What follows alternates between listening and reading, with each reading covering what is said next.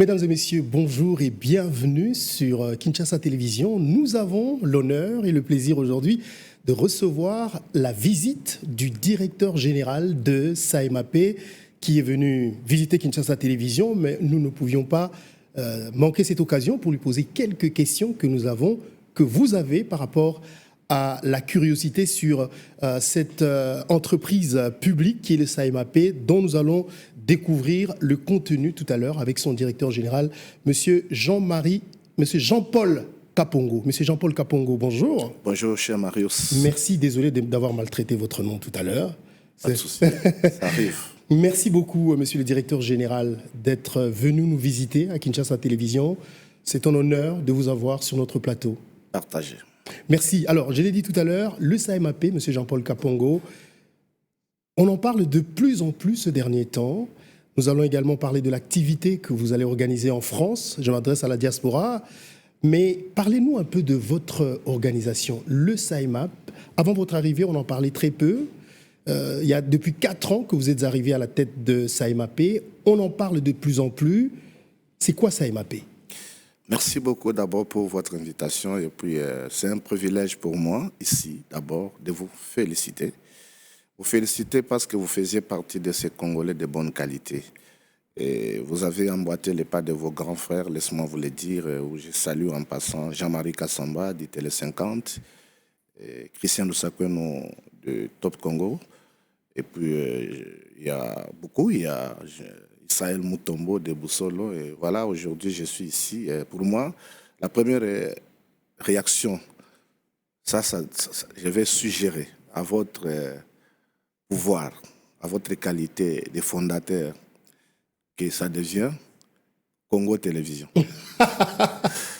Alors, on va voir, on va l'appeler Congo Télévision, c'est ça? Oui, parce que moi, je me dis, la grandeur de cette chaîne, ce n'est pas simplement pour la ville de Kinshasa.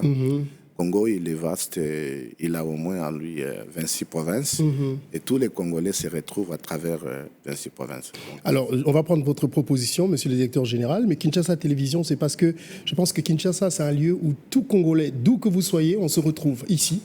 Vous êtes de votre province, Scotty est de sa province, Chico est de sa province, ouais. Et Kinshasa, c'est ce qui nous unit tous. On est tous là. Exactement. Voilà le nom de Kinshasa Télévision, mais on verra bien. Très bien. Et pour nous, c'est un honneur que vous soyez là, très monsieur bien, le directeur voilà. général. Oui, non, qui est un peu partagé. Je vous félicite aussi parce que, vous savez, vous avez été là, vous êtes parti aux États-Unis.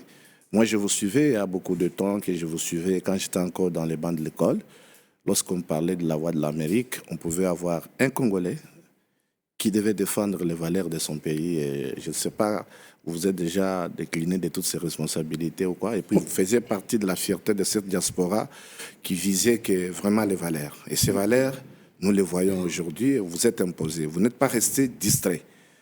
Vous n'êtes pas resté distrait, vous êtes venu transmettre les transferts de votre technologie que vous avez appris ailleurs. Et c'est ce que voilà même le sens même de mon invitation, de ma communication qui va se passer au niveau des Paris. On a assez parlé de moi, monsieur le directeur général. Je vous remercie énormément pour tous ces éloges. Beaucoup.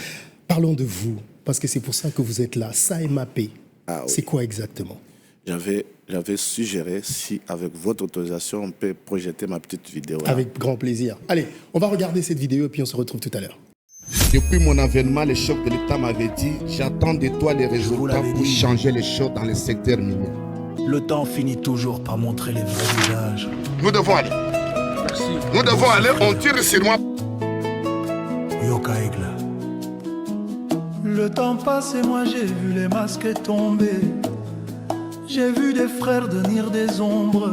J'ai vu des sourires cacher des tempêtes. J'ai vu des félicitations sonner plus faux que des promesses mortes. On dit que Marcel Proust a écrit: le temps découvre tout ce qui est caché, moi je confirme. Nazolo Bango devant madame la gouverneure, je l'ai dit, la place des militaires n'est pas dans le secteur minier pour nous créer les désordres. Nietzsche l'avait dit aussi, le temps passe et il apprend la vérité. Et j'ai appris, parfois dans la douleur, le temps ne revient plus. La place des militaires n'est pas dans le secteur minier pour nous créer les désordres. Alors tika pe baninga ba avancer, sinon kokufa na keto na motema. Partout où nous allons trouver les militaires dans les mines, on va les arrêter, ils vont aller répondre à Kinshasa. Il y aura des sanctions sévères parce que le chef de l'État veut que nous puissions assainir les secteurs de l'artisanat minier et les secteurs miniers. Parcours le kolangate, tikampe baninga ba profiter frère. Sokite okokufana keto. Je vous avais dit le temps à Koloba, le temps kobimisa ba formasta, le temps koto. Mutu muswa ya osala trouble sous na kati ya secteur minier azate. Réserve, azo tirer bino ba matoy. Bozala manipulé par les politiciens. Moi j'ai marché, j'ai encaissé, j'ai avancé. Pendant que certains priaient pour mon échec, le temps les a exposés. Comme Senghor l'avait dit, le temps révèle le vrai du faux. Le temps ne fait jamais marche arrière. Ce qui est passé est mort, ce qui vient dépend de ton courage. Moi j'ai choisi d'avancer, d'écrire ma route sans regarder les jaloux derrière. Saint-Exupéry disait, on ne voit bien qu'avec le cœur le temps est clair. Le troisième point de la communication du président de la République a porté sur la nécessité de mettre fin à la présence des militaires et policiers dans les sites miniers pour renforcer la gouvernance du secteur minier. Dès lors, le président de la République a instruit le vice-premier ministre, ministre de l'Intérieur, Sécurité, décentralisation et affaires coutumières, le vice-premier ministre, ministre de la Défense nationale et anciens combattants, les chefs d'état-major général de forces armées de la République démocratique du Congo, ainsi que le commissaire général de la police nationale, chacun en ce qui le concerne, de prendre sans délai toutes les mesures nécessaires pour mettre définitivement fin à toute forme de militarisation illégale des sites miniers sur l'ensemble du territoire national, et ceci avec exécution immédiate. Des sanctions exemplaires devraient être prises à l'encontre de tous ceux qui y sont de manière irrégulière, a martelé le président de la République.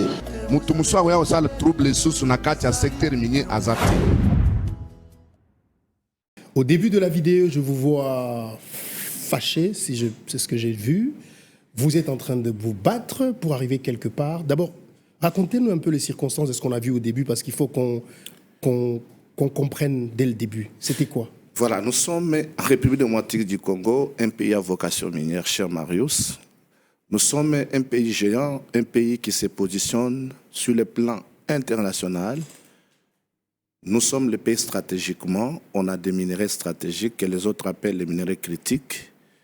Mais quand vous regardez les conditions des Congolais, c'est une des conditions précaires. Nos minerais étaient considérés comme le chemin des tueries. La vie humaine n'était pas respectée. Il y a des pays voyous qui utilisaient des méthodes rétrogrades, à l'occurrence Rwanda, qui utilisaient des Congolais de la mauvaise qualité pour utiliser l'artisanat minier comme le chemin de bradage, venir piller nos minerais pour le développement de ces pays, construction de leurs routes, construction de leurs usines. Et des fois, quand vous regardez historiquement par là que ces pays-là, même quand vous entrez chez eux, il n'y a même pas un puits d'une pierre de diamant ou d'un grain de l'or. Du coup, nous venons faire l'aventure, nous nous engageons, nous quittons de l'administration pour rencontrer le commandant suprême, le président de la République, chef de l'État Félix Antoine Tshisekedi Tshilombo, pour lui apporter les projets sur l'artisanat minier. Ça n'a pas été facile. Le projet, c'est quoi exactement? C'était de changer les choses dans le secteur. C'est-à-dire? C'est-à-dire bouter dehors les bandits, les bradages, tout ce qui se faisait sans respect du code et du règlement minier. Parce que l'article 5 du code minier interdit à tout Congolais de toucher aux minerais sans qualité. Nous avons le secteur qui est très sensible, qui demande le respect des tests. Mais on ne respectait pas.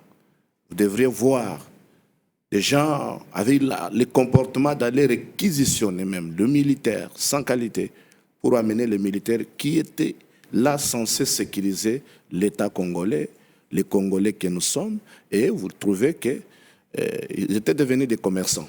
Avant de continuer, je voudrais rapidement rappeler, parce que les gens entendent parler de SAIMAP, sur les services d'assistance et d'encadrement des mines artisanales et de petite échelle. C'est ça, SAIMAP. Exactement. Et vous êtes le directeur général. Et quand on vous voit fâché sur cette vidéo, je vais y aller.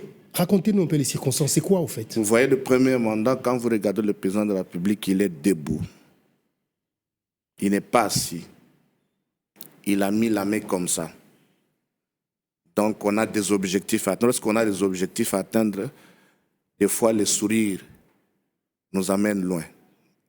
Il faut avoir un certain comportement de David pour couper la tête de Goliath. Parce que je faisais face à des gens qui ont des armes à main, les gens qui ont des poisons à main. Mais imaginez-vous, c'est dans cette circonstance qu'un jeune s'impose. Je ne pouvais pas manger ni dormir.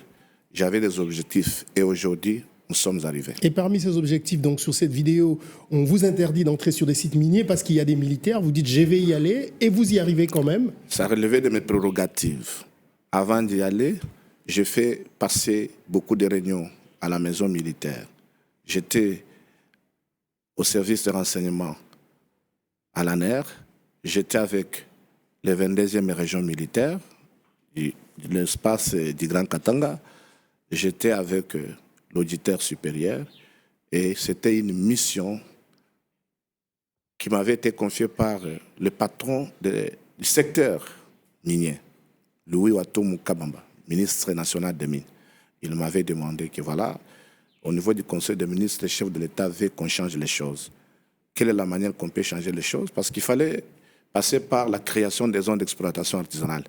Mais comment est-ce qu'on peut créer les EDA ou les zones? Les EDA, dans une circonstance où vous trouvez, il y a des sites qui étaient occupés illégalement par des hommes en armes, alors que la place des militaires n'était pas dans les sites miniers. Et lorsque les services compétents du ministère des Mines accèdent pour faire leur contrôle régulier, ils sont empêchés. Et là, dans les codes miniers, on appelle ça l'entrave aux activités minières. Et vous en avez fait votre cheval de bataille, cette lutte contre la présence des militaires sur les terrains. Et finalement, il y a 2 semaines, le Conseil des ministres vous a donné raison. Oui. Et le président de la République a pris une décision, on a fait passer ça à Kinshasa Télévision, où il a demandé que tous les militaires, il a demandé d'enlever tous les militaires qui se trouvent de façon illégale sur les sites miniers. Je salue le courage du président de la République, commandant suprême des forces armées congolaises. Parce que les gens voyaient comme si moi je suis contre notre armée. Non, comment ça? Notre armée nous sécurise.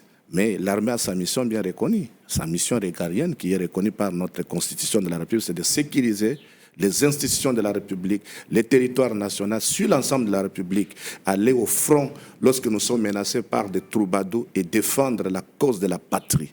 Mais lorsque le militaire se retrouve déjà comme des commerçants dans les mines, ils vont perdre les objectifs. C'était ça, ma lutte. Donc, nous sommes là, nous pouvons être accompagnés par la police minière qui est reconnue, mais la police minière aussi, bien entendu, il a sa mission reconnue par la loi qui régit la police nationale congolaise. Du coup, le ministère des Mines était envahi, on n'exerçait pas pleinement notre pouvoir, alors qu'on a la commission de lutte contre la fraude minière.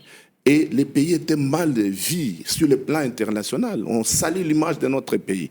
Alors que la République démocratique du Congo, qui se positionne comme pays solution, et nous contribuons à notre économie nationale, sur le budget à 69%, tout ce qui sort du ministère des Mines. Mais nous méritons quand même ce respect par d'autres services. Et vous êtes satisfait par cette décision du président de la République? Vous sentez que vous êtes récompensé? Satisfait, oui, mais c'est une bataille à longue haleine. Et nous sommes encore dans le processus. Parce que la formalisation qui est devenue une réalité, je venais là, d'ailleurs j'étais avec vous, alors là-bas au Katanga, vous avez vu, ce que je fais, ça ne s'est jamais fait avec l'accompagnement du gouvernement provincial du Lualaba, à travers Maman Fifi Masuka. Madame Fifi Masuka, que nous saluons. Nous saluons pour sa détermination, son courage, parce qu'elle attendait aussi que je puisse lui aider.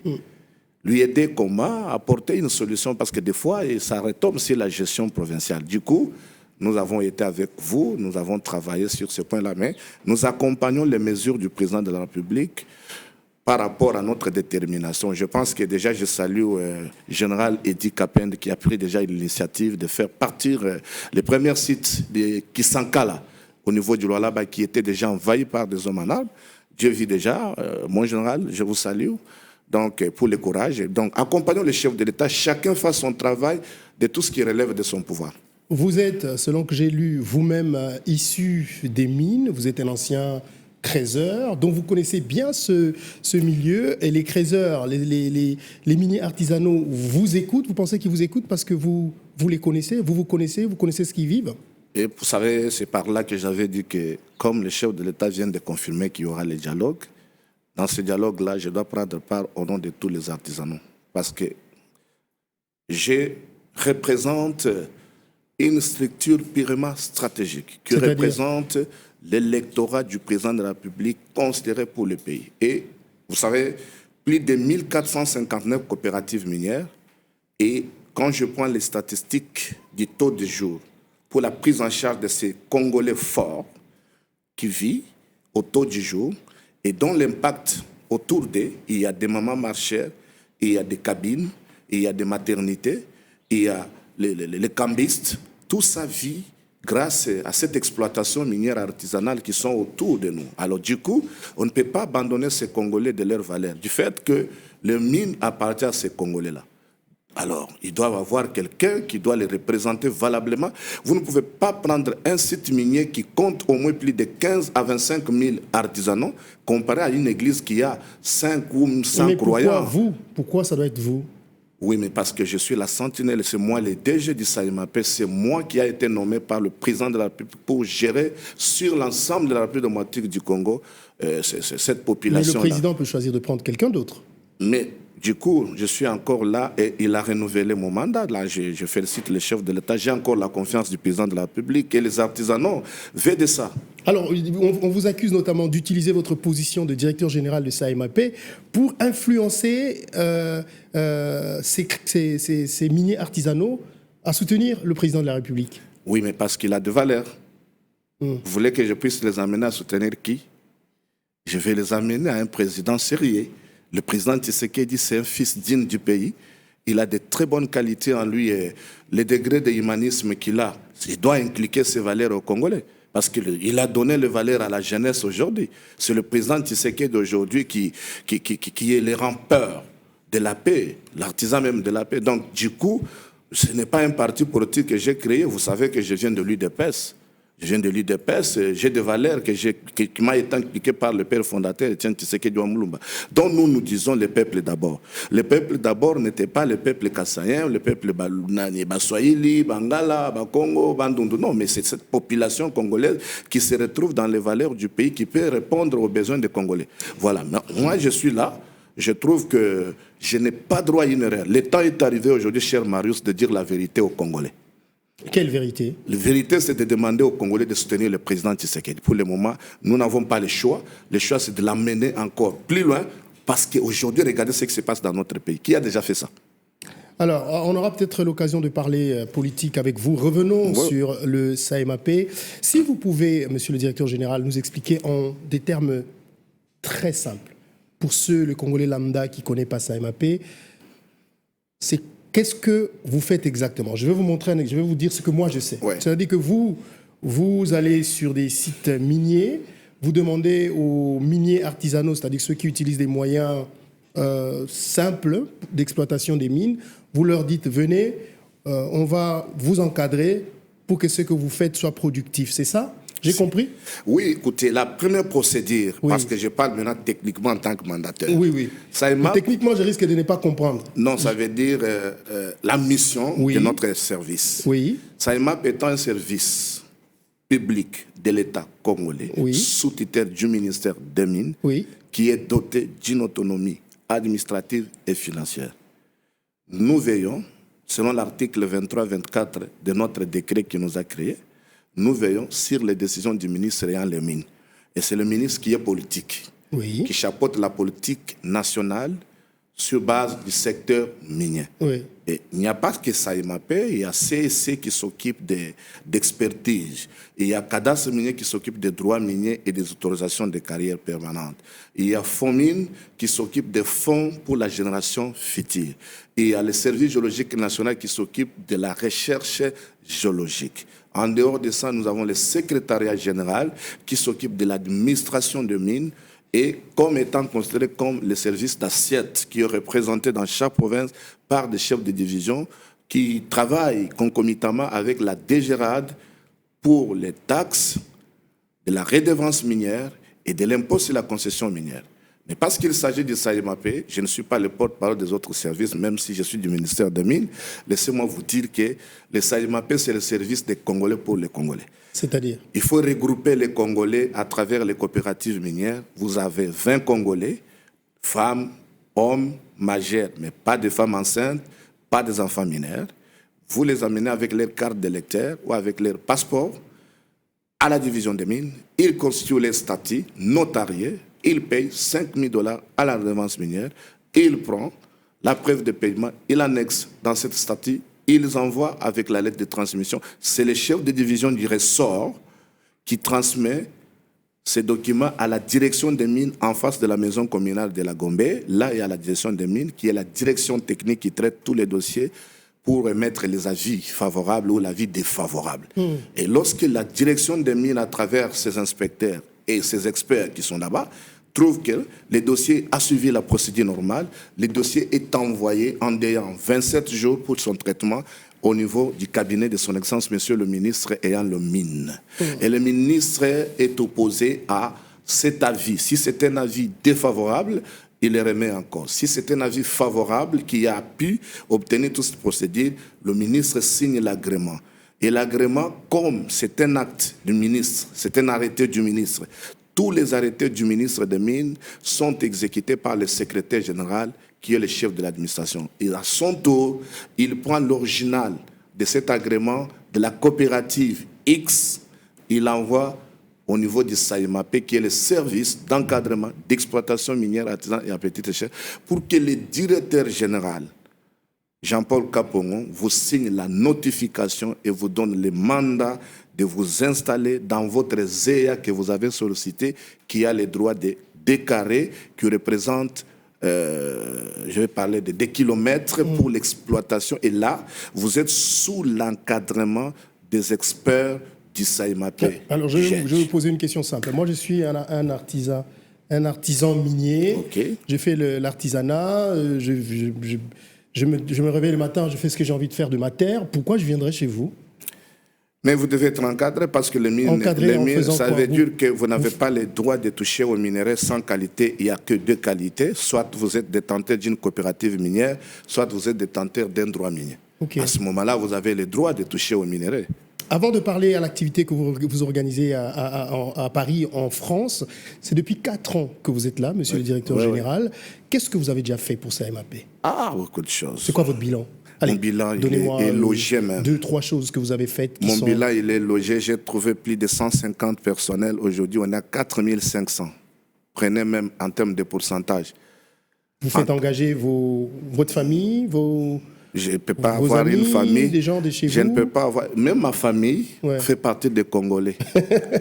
C'est de leur droit. Parce que de 150 à 4500. Non, ça, ce n'est plus du tabou quand même. Okay. Donc, si je trouve que dans ma famille, il y a des gens de bonne qualité qui peuvent apporter quelque chose pour les Congolais, je ne vois pas un problème. Parce qu'eux ne peuvent pas être victimes, parce que leur frère, il est le DG là-bas. Non, mais néanmoins. Mais pourquoi être passé de 150 à 4500? Non, parce qu'il y a eu un recrutement, il y a eu un offre, il y avait des besoins. Le SAEMAP, c'est un grand service. Nous représentons 26 provinces. Il fallait recruter les jeunes gens qui terminent, qui ont terminé à la géologie, qui ont fait la géologie, qui ont fait les mines, qui ont fait la métallurgie, les ingénieurs civils de mines, et tout ça parce qu'il faut augmenter la capacité personnelle de nos agents. Allez, vous l'avez fait, je l'ai fait. Deuxième chose. J'ai mis le service sous la haute surveillance aujourd'hui. Tous les agents du SAEMAP sont pris en charge par des hôpitaux, donc de meilleure qualité, cinquantenaire, Hôpital des Anges, CMK, donc, et ils ont des Mongala, soins médicaux. Ils ont des soins médicaux. Okay. J'ai poussé les coopératives minières à obtenir l'assurance santé. Aujourd'hui, un Crésaire ne peut pas mourir abandonné. Donc, on va lui prendre en charge par le SAEMAP à la hauteur de 3 000 $. Troisième chose, tous mes personnels ont acquis des crédits maison. Ils sont très bien payés à la banque. Je me réserve de ne pas citer leur salaire, mais on ne peut pas sauter 2-3 sociétés ici au Congo sans pour ne pas citer. Mais où est-ce que vous avez eu l'argent pour faire la tout ça? La discipline. C'est-à-dire? Je suis congolais, on appelle Kapongo Kadjob, c'est un homme au capi. On vous appelle Homme Okapi, ça on l'a appris. Pourquoi on vous appelle Homme Okapi? J'ai trouvé, lors de la remise et reprise, cher Marius, les PV de la remise et reprise, j'avais trouvé 35 000 $ dans la caisse. Et j'avais mis la discipline. Même si les 16% qui est la première ressource principale du SAIMAP n'a jamais été payé par l'État congolais, mais parce que nous sommes en pourparlers avec la commission ECOFIN, avec le président du Parlement. Oui, j'étais là, on a parlé, tout le monde a compris l'importance, il dit non, nous devons vous accompagner. Mais là, la discipline que j'avais imposée, c'était par rapport à l'applicabilité de l'article 541 du règlement minier qui nous donne les frais en rémunération des services rendus. Donc ces frais, ça s'est volatilisé comme ça. Il y avait des gouverneurs qui se comportaient en potentam, ils le récupèrent, et par la gestion du guichet unique, ils le mettaient dans leur cabinet. Et moi, je me suis imposé, quand je suis arrivé, j'ai dit, le SAIMAP n'est pas un service qu'on doit gérer par un gouverneur de province, c'est un service public qui dépend du ministre des Mines. Et la gestion, nous avons l'autonomie administrative. Et tous les gouverneurs ont reçu de ma part ma note circulaire. Et aujourd'hui, je salue tous les gouverneurs qui respectent l'article 542. Les frais en rémunération des services rendus sont payés. Nous assistons les grandes sociétés minières lorsqu'ils sont envahis par les artisanaux. On recourt vers Kapongo, on recourt vers le SAIMAP et nous arrivons. Et vous nous êtes à mettons combien aujourd'hui des 35 000 $? Parce que vous avez parlé des 35. Dites-nous, vous avez combien? On est à 6 millions, à 4 millions, à 3 millions. Voilà. Ok, mais lorsque félicitations. la DGRAD fait, je vais parler, la DGRAD fait la clé de répartition, nous sommes dans les 4% qui représentent l'arrêté interministériel de tous les services. C'est vrai que c'est encore pas.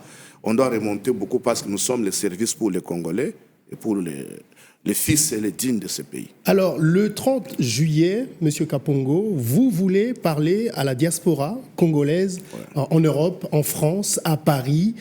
C'est un événement qui sera organisé à l'ambassade ou par l'ambassade? Oui, je souhaite que ça se passe au niveau de notre ambassade. Donc là, je salue notre ambassadeur Émile Ngoyi, qui me connaît d'ailleurs très bien. Nous avons fait une grande cérémonie avec lui de maman. C'était le 8 mars, quand il était encore le directeur général au niveau des ISC. Alors, il y a les mamans FIFA, qui m'avait, parce que moi je suis né le 10 mars, bien entendu, je suis un homme jarret, ils avaient souhaité que je puisse ouvrir cette manifestation et ça s'est passé à l'USC. Donc du coup, j'ai choisi Paris. Pourquoi? Parce que c'est le centre. Il faudrait que nos compatriotes qui soient à Genève, qui soient en Allemagne, qui soient en Italie, en Angleterre, qui soient en Espagne, à Bruxelles, puissent venir là-bas. Nous parlons des opportunités, comme je l'ai dit, les opportunités d'investissement dans le secteur de l'exploitation minière artisanale. Pour le moment, je vais parler du Grand Kassai. Alors, oui, le Grand Kassai, justement, on en parle. Peut-être on reviendra sur l'activité. Oui. Une grande découverte dans le Grand Kassai, c'est le gisement du cuivre comme on n'avait jamais vu en République démocratique du Congo. Parlez-nous de ça. Qui a découvert ça? Nous étions bornés toujours liés au diamant. On disait Kassai. Quand on parle de... On voit Kassai oriental, on voit Kassai Lomami, on voit Kassai Sankuru, on voit Kassai Tikapa, Kassai central ou Kananga. Donc on parlait que des diamants de joaillerie, des diamants industriels, un peu l'or à Luisa. Et maintenant là, les Congolais de bonne qualité, les Crézers, appelés autrefois, mais nous les appelons aujourd'hui, les artisanaux, les premiers prospecteurs, se sont retrouvés à Miabi, précisément à Katende. Alors ils ont découvert un jugement vraiment très considérable. Nous serons dans les 400 000 tonnes du cuivre annuellement, l'évaluation que nous faisons, et ça va nous prendre 40 à 50 ans. Et les teneurs, déjà, nous ne sommes même pas encore arrivés à l'étape de la découverture mécanisée pour faire la formalisation, mais c'est encore avec les houes et les bêches, on est déjà à 8 à 10 à 15 teneurs, mais c'est jamais vaincu. Jusqu'à 10, c'est quoi la différence comparée au cuivre du Katanga? Oui, mais au Katanga, nous sommes à 1%, 2%, parfois ça varie. Et puis vous savez, Katanga, et quand on parle du province du Katanga, du Grand Katanga, on voit, les minéraux principaux, c'est Kiproko Batifère. Et ça, il y a déjà beaucoup d'études qui ont été faites par la GECAMINE.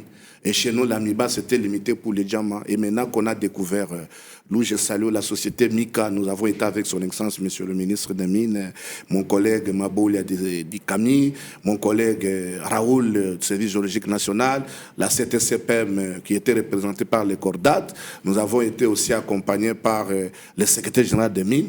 Tous les services du ministère des Mines étaient motivés derrière notre ministre des Mines national, Louis Watomu Kabamba. Un ministre que je salue, et que je vais les voir encore rapidement dans mon pays ici, parce qu'il est dans un petit repos, qu'ils viennent, qu'on entame les réformes qu'on a déjà initiées avec beaucoup de courage pour répondre aux Congolais leurs besoins. Donc vous allez dire à ces Congolais de la diaspora, venez, on a découvert du cuivre au Kasaï, il est temps de venir investir. Il est temps de venir. Le SAEMAP s'impose aujourd'hui comme la porte d'entrée de ces Congolais qui étaient découragés. Je sais très bien, parmi ces diasporas-là, il y a les enfants des anciens mandataires. Il y a les enfants des anciens ministres. Il y a les enfants des grandes personnalités qui ont écrit l'histoire de la République démocratique du Congo. Leurs pères, en les envoyant en Europe, aux États-Unis, au Canada, partout, ce n'était pas pour qu'ils prennent leur technologie, enterrer ça seulement. Hein, pour ces blancs-là qui nous voient toujours sous-hommes, non. Mais c'était de ramener ce transfert de technologie ici et nous aider à nous accompagner. Aujourd'hui, on parle de l'intelligence artificielle. Pourquoi je vous ai salué? Je salue votre courage parce que vous êtes parmi les qualités des Congolais, de bonne qualité parmi la diaspora qui est venue. Voilà, la chaîne meurt. Pourquoi je vous ai dit, pour moi, je ne vois pas cette chaîne se limiter à Kinshasa. Il faut y aller parler du Congo. Le Congo. Le Congo de Lumumba, le Congo de Marius, le Congo de Kapongo, le Congo de Tshisekedi, le Congo de Patrice Lumumba et de Kassavou. Ces Congos-là que nous rêvons voir être debout par des jeunes comme vous là qui viennent, Christian Lusakwenou, Jean-Marie Kassamba, Israël Mutombo, tous les grands journalistes qui nous accompagnent pour bien communiquer, bien entendre, bien communiquer. Et communiquer les valeurs. Pas tromper, mais communiquer pour vendre bien l'image de la RDC comme le fait RFI, TV5 Monde et d'autres chaînes.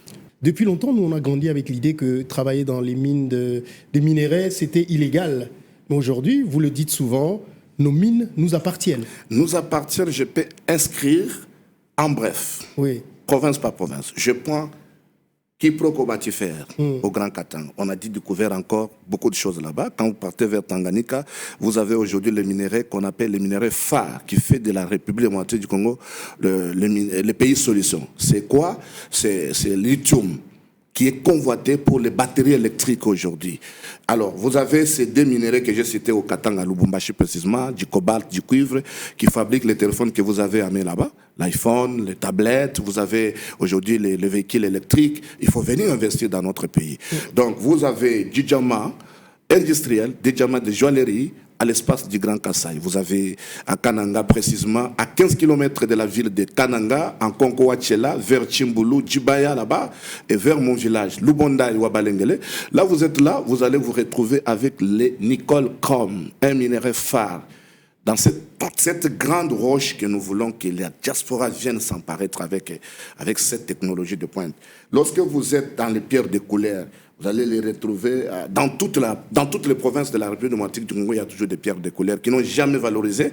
J'étais avec des partenaires au niveau de Thaïlande. Vous savez, 1 kilo de pierres de couleur, ça se vend à 350 000 €. Et chez nous, on n'a pas encore valorisé. Voilà pourquoi j'étais en pourparlers avec mon collègue de CEC pour que nous puissions envoyer nos experts, soit à Dubaï, soit en Anvers, pour apprendre un peu le minimum de formation qui vont venir aussi dupliquer les valeurs. Quand vous êtes, par exemple, au niveau de Otuele, Touri, vous êtes à Maniema, vous êtes à Bazuele, vous êtes au Grand Oriental, vous avez de l'or pur.